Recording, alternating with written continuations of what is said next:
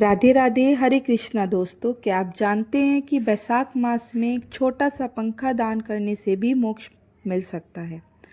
बैसाख का पावन महीना, जिसे स्वयं भगवान विष्णु का स्वरूप माधव मास कहा जाता है, शुरू हो चुका है। शास्त्रों में लिखा है कि इस महीने में किया गया छोटा सा पुण्य भी पर्वत के समान फल देता है।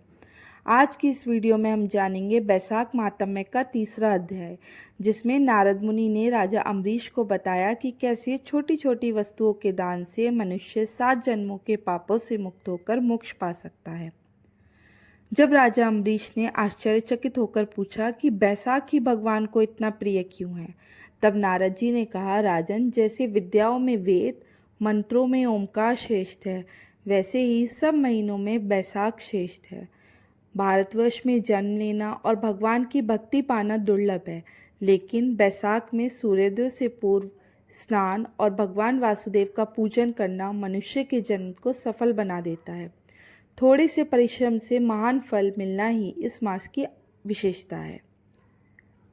इस अध्याय में भगवान को प्रसन्न करने के अद्भुत तरीके बताए गए हैं।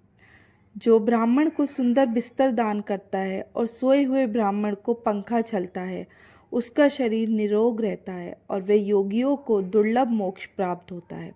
उसके पाप कपूर की तरह जल जाते हैं। बिना तकिए के सुख की नींद नहीं आती, इसलिए तकिया दान करने वाला 7 जन्मों तक सुखी रहता है।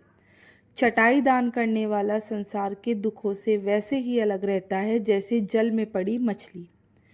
कुमकुम और फूलों का दान करने वाला सार्वभौम राजा बनता है। केतकी, मल्लिका और चंपा के दान से भगवान की आज्ञा से मोक्ष प्राप्त होता है। सुपारी, नारियल और सुगंधित द्रव्य और नारियल का दान करने वाला विष्णु पद को प्राप्त करता है। गर्मी के इस मौसम में जो राहगीरों के लिए छाया मंडप बनाता है या प्याऊ लगवाता है, वह स्वर्ग का स्वामी होता है।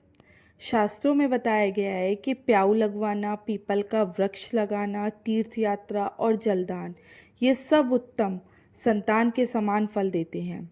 जिनके संतान ना हो, उन्हें इनमें से कोई एक काम अवश्य करना चाहिए, क्योंकि ये पुण्य देवताओं को भी दुर्लभ है।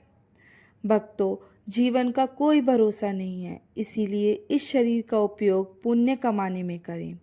बैसाख के इस पवित्र महीने में हर श्वास के साथ नाम जप करें। ओम नमो भगवते वासुदेवाय नमः।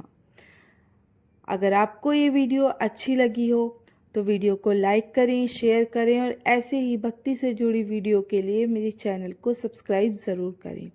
राधे राधे।